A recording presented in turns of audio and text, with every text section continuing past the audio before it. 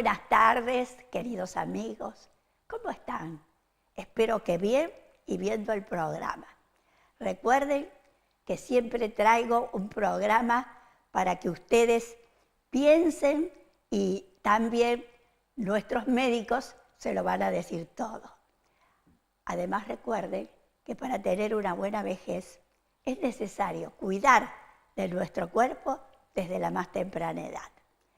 Y ya en el programa vamos a hablar de un tema muy interesante que es el TOC, el trastorno obsesivo compulsivo, que se caracteriza porque la persona tiene pensamientos, obsesiones, pensamientos o también tiene imágenes de cosas que no la dejan, que aparecen continuamente, y luego tiene compulsiones, es decir, después de esto tiene que hacer algo como rito. Es muy importante el diagnóstico de esta enfermedad que padecen las personas por encima de los 30 años generalmente, aunque puede darse en niños y en adolescentes. Con este tema vamos a hablar con la doctora Teresita Espinosa, que es especialista en psiquiatría. También hablaremos de un problema que es el cáncer de colon, que se localiza generalmente en la parte intermedia del colon, ¿me entienden?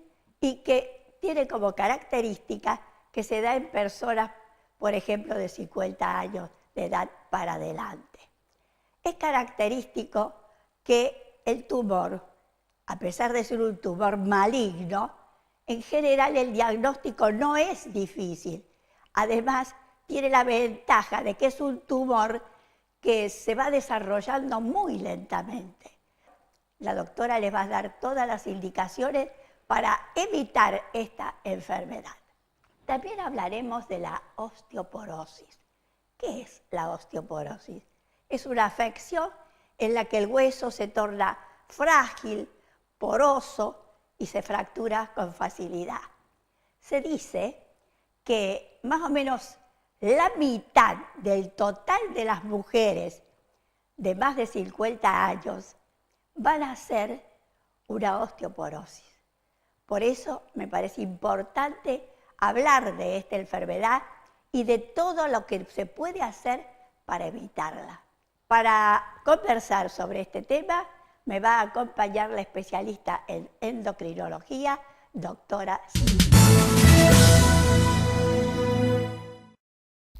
Me está acompañando en esta parte del programa la doctora Teresita Espinosa, que es especialista en psiquiatría. Y Teresita, encantada de que hayas venido y hablemos de este tema que es tan interesante y que afecta a tantas personas, ¿no es cierto? Y vos después me lo vas a describir, pero es la persona que se da cuenta que ella está haciendo algo mal y bueno, pero no puede, es una obsesión la que tiene, que no puede dejar de hacer las cosas esas que la llevan luego a cumplir ritos, etc. ¿Y cómo la defines vos a esta enfermedad, al TOC? Al TOC.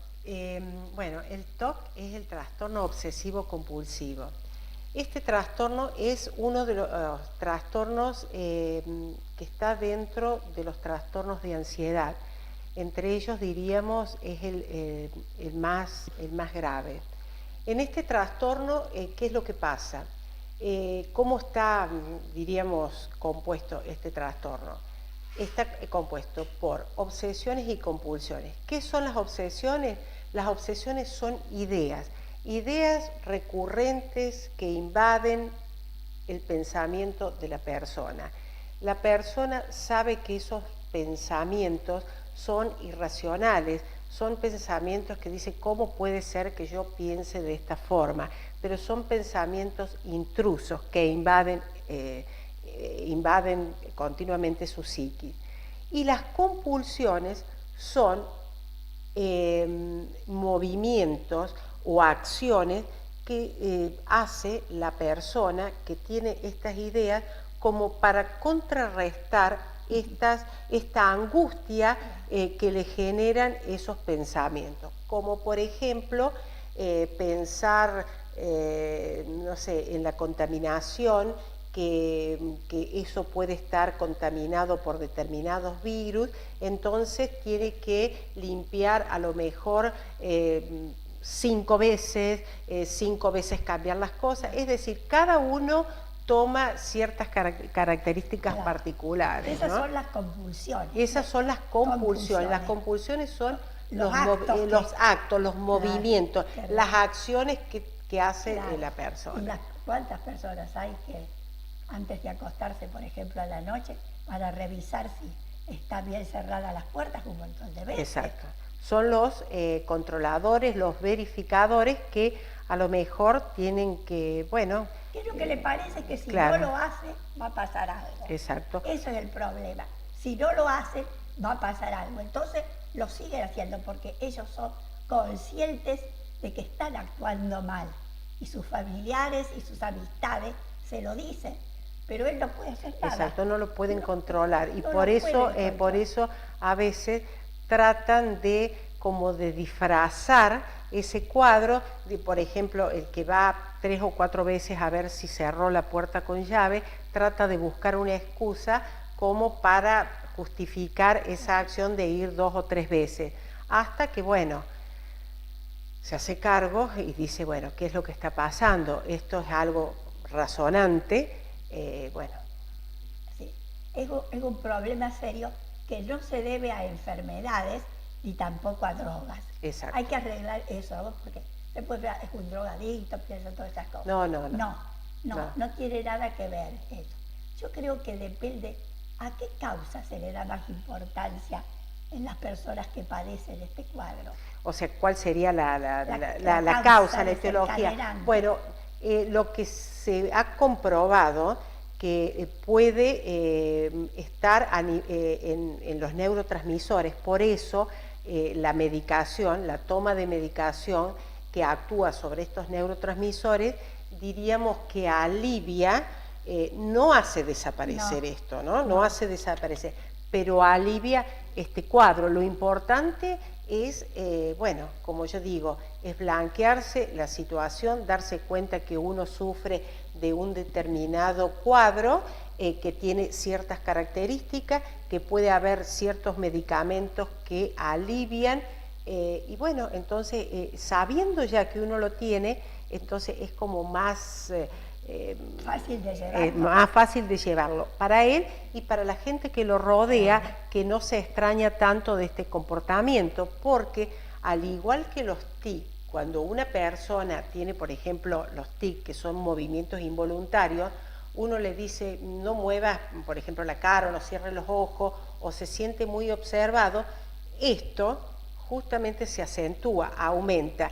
Entonces, cuando alguien le dice que tiene, bueno, las cosas se alivian. Entonces, es tratar de contener a la persona que lo tenga. Es algo que no lo ha elegido, que no lo tiene porque quiere, ¿no? Es una enfermedad. Exacto, y que se sufre muchísimo, bastante y se da en gente muy joven, ¿no? Sí, dice que, por ejemplo, dicen algunos, que hay una estructura no bien consolidada en el cerebro. Sí, sí, sí. Y que por eso se puede desviar, pero no, por ejemplo, por un traumatismo de cráneo, como dicen algunos. No, eso no tiene nada que ver. Exacto, exacto. Bueno, hacemos una pequeña pausa, Teresita.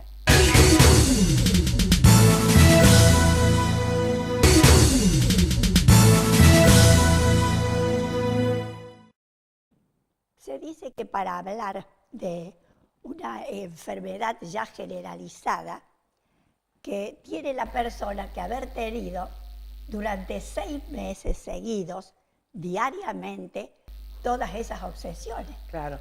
Para que entre en la categoría de TOC, o sea, trastorno obsesivo compulsivo, el manual diagnóstico de enfermedades psiquiátricas, que es el DSM-4, ahora DSM-5, y el otro que es un manual de clasificación, tiene que tener estos síntomas más de 6 meses para que entre en la categoría. Si no, no. Si no, no. Bueno, pero dentro de todos estos trastornos, podemos ubicar a otros que tienen también semejanza. Por ejemplo, el trastorno de pánico. Ahí hay el miedo de que vuelva uno a repetir lo mismo, ¿no es cierto?, en el trastorno de pánico. Sí, el trastorno de pánico está también dentro de los trastornos de ansiedad. Es mucho más leve, es diferente, es percibido diferente por la persona, porque el trastorno de pánico es algo que no lo controla también y aparece de repente, como irrumpe, y es con una sensación de falta de control, que muchas veces el trastorno de pánico siempre la primera consulta generalmente es el clínico, el cardiólogo o las guardias de urgencias, donde ven que el paciente, su tensión o todo lo que son sus elementos vitales están bien. Y bueno, cuando llega a la conclusión de que es un trastorno por pánico, la persona empieza a revisar a veces los por qué empiezan, y a veces no todo tiene una explicación o no tiene una causa, ¿no? Aparecen como irrupción a nivel de los neurotransmisores, es como una convulsión a nivel psíquico, el trastorno de pánico. Pero la persona tiene miedo también de que se vuelva a repetir o que su conducta cambie de acuerdo a ese accidente que ha tenido. Sí, porque es tan traumático el ataque de pánico que después está con esa duda, con esa incertidumbre de si le vuelve a repetir y qué va a hacer, y entonces que empieza con la inseguridad, la evitación de salir, incluso evita lugares donde le agarró el ataque de pánico, como que relaciona eso con lo que pasó.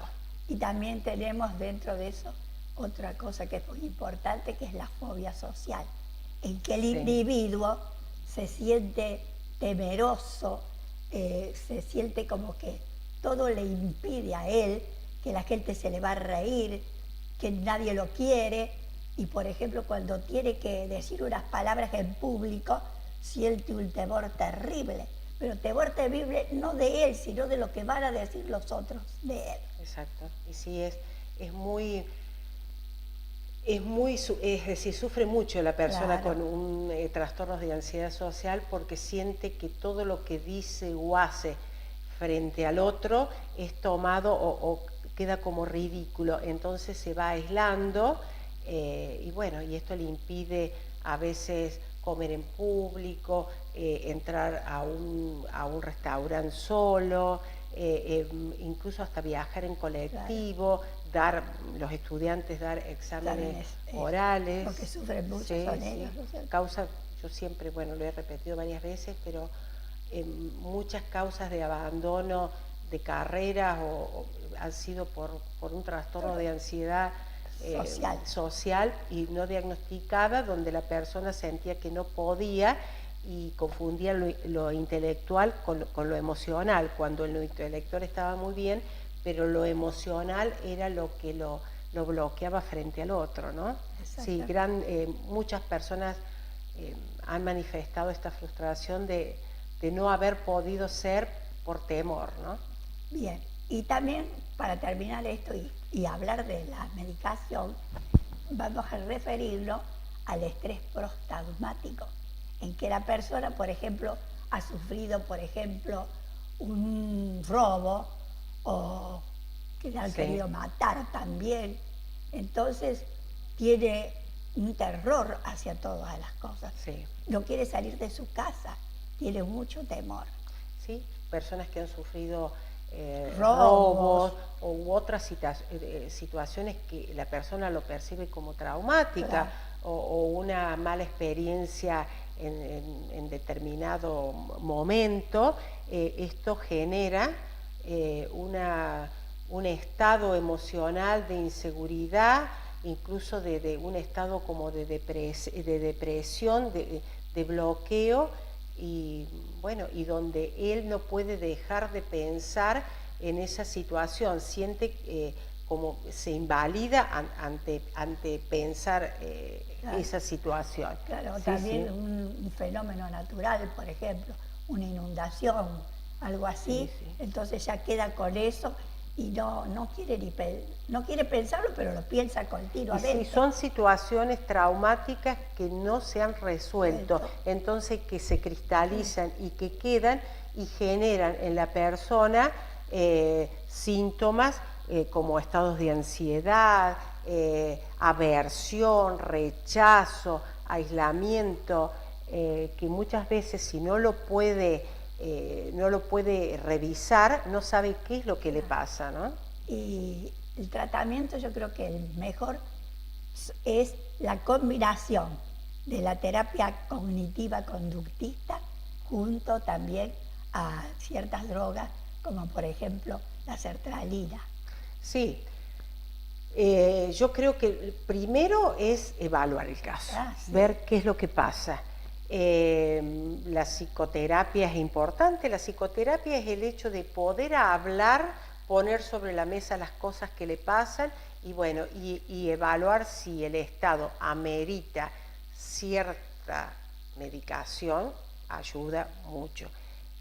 Cada uno tiene su criterio, algunos no medicación, en el caso nuestro sí medicación, porque no es la medicación como una cuestión de formación médica o biologista que uno tiene, sino la medicación tiene un fundamento porque en todos estos estados, trastornos de ansiedad, como estrés postraumático o estrés crónico, a nivel cerebral, hay ciertos neurotransmisores que están englobados.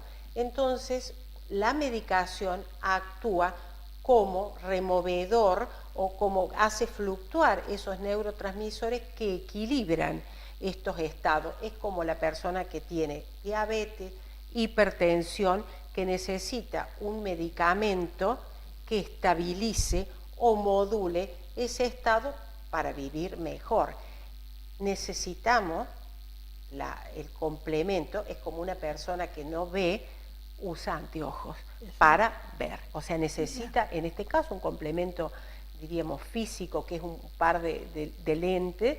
Bueno, la medicación tiene un porqué y no es la pastilla milagrosa, sino tiene un fundamento de complemento de estos neurotransmisores que en ciertos cuadros están desnivelados. Otros cuadros no, otros cuadros quizás con una psicoterapia u otras técnicas van mejor. Bueno, tengo entendido que es un tratamiento a largo plazo, que no Exacto. Que uno no lo puede terminar en poco tiempo y que generalmente vuelve la persona con ciertas obsesiones.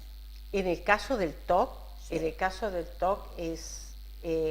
no se cura. Por eso. Eso no se cura, se alivia, se controla y creo que lo importante es conocer qué es lo que uno le pasa, ¿no? Bueno, Teresita, está muy lindo, pero acá mirá, me están diciendo que terminemos, Muchísimas gracias, bueno. Ha estado muy bien como siempre y hasta la próxima, querida. Está bien.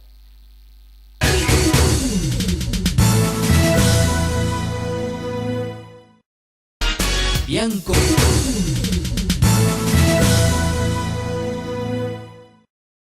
Me está acompañando en esta parte del programa la doctora Raquel Grassani, que es especialista como médico generalista.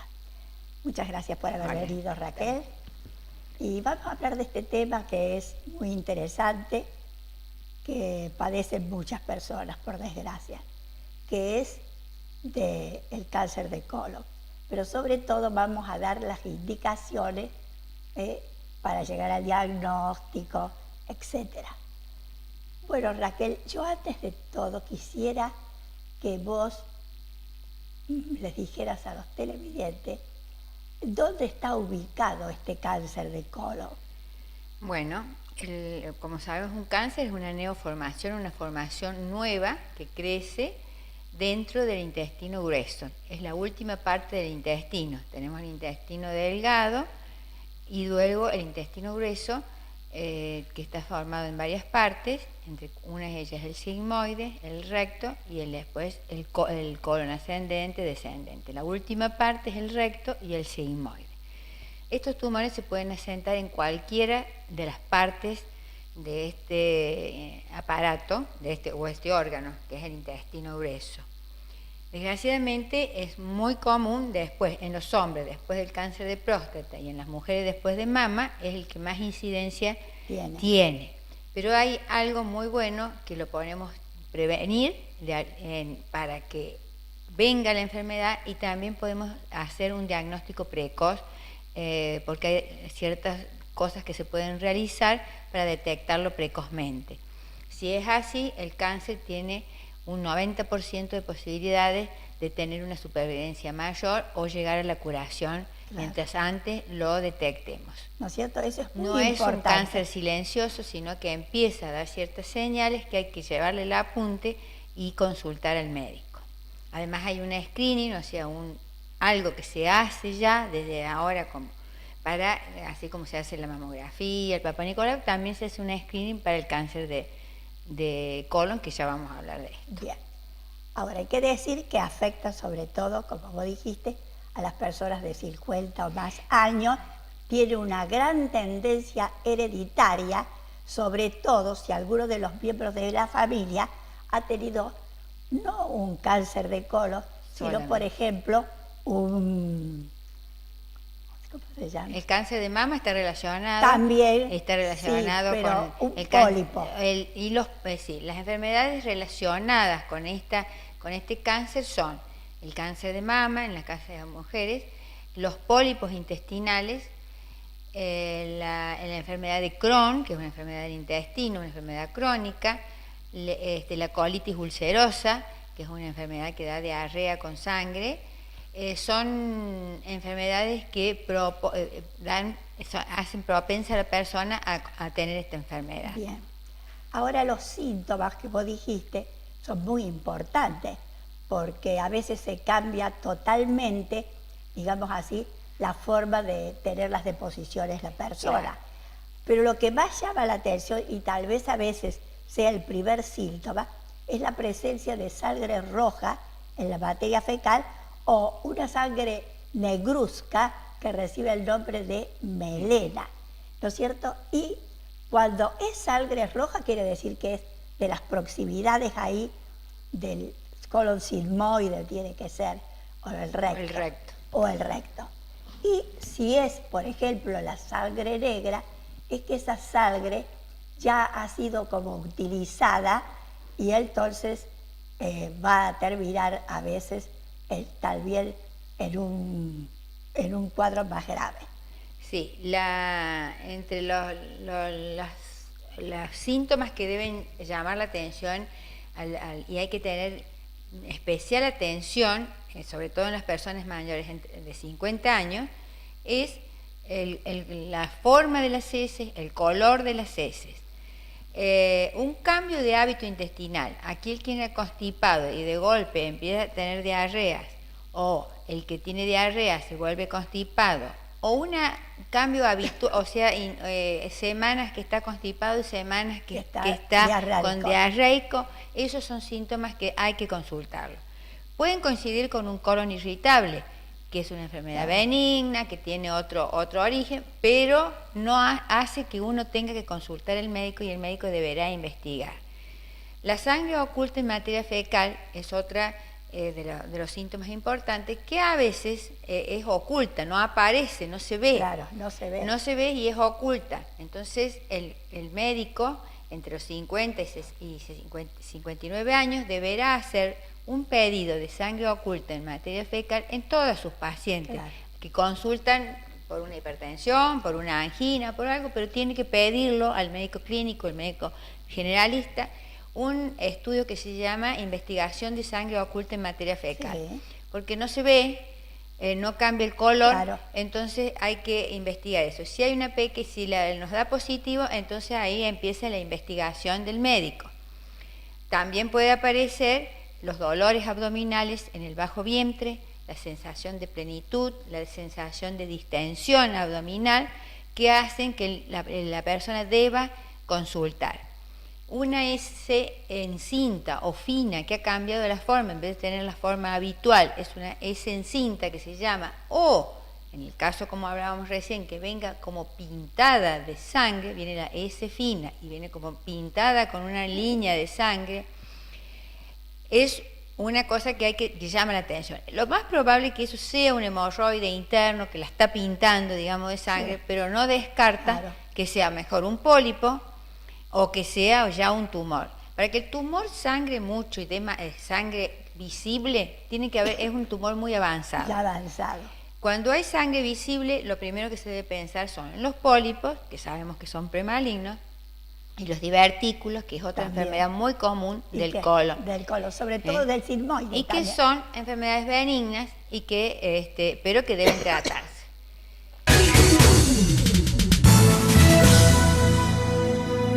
Hablado de los síntomas, Raquel, de cómo aparece, etcétera. Pero yo creo que ahora podemos ya hablar del diagnóstico, cómo se hace, y para llegar a una buena conclusión. Bueno, el diagnóstico, ante estas sospechas, el médico deberá pedir, lo ideal es una endoscopia, una videoendoscopia. Si estamos en un medio en que no se lo tiene, se puede hacer un colon por enema. Con enema varitada con doble contraste. Con doble contraste. Con una sospecha, por ejemplo, de sangre oculta en materia fecal o sangre observada en materia fecal, se hace un colon por enema, o lo ideal es una endoscopia, pero no en todos lados tenemos la facilidad de una videoendoscopia, entonces por lo menos el colon por enema. Y si no, si se puede hacer una videoendoscopia donde se va a hacer el diagnóstico, se va a tomar la toma biopsia, si se ve alguna lesión se toma una toma biopsia, si se ve algún pólipo se lo va a sacar en esa misma intervención y se lo va a analizar, sabiendo que sacando ese pólipo, que podría llegar a transformarse en un tumor, estamos previniendo una enfermedad mucho tiempo antes de que se dé. Y perdóname, pero le vamos a explicar un poquito a la gente de cómo se hace la sigmoidoscopía, porque es la introducción de un tubo a través del ano que tiene un recorrido más o menos de 60 centímetros. Es decir, se va a poder ver el recto, se va a poder ver bien el colon sigmoide con esos 60 centímetros, sí. Entonces sí, ahí puede observarse, además pueden observarse bultos raros, etcétera, que van a llamar la atención. Claro, los divertículos, los podemos ver también. O compresiones extrínsecas, tumores que están en el ovario, por ejemplo, la mujer está comprimiendo, entonces se pueden ver. Si hacemos una video, para hacer una video hay que hacerla completa, con todo el colon, completo. Una colonoscopia. Claro, ahí la hacemos completa y se queda tranquilo el paciente y el médico saber que no hay nada en todo el colon. Se tiene que hacer con anestesia general, en un lugar donde hay algún especialista en endoscopia. Y si se detecta que hay alguna malformación, se tomará la toma biopsia y después, una vez que está la biopsia, el resultado, el tratamiento será seguramente quirúrgico en primera instancia y después oncológico, de acuerdo a la anatomía patológica del tumor.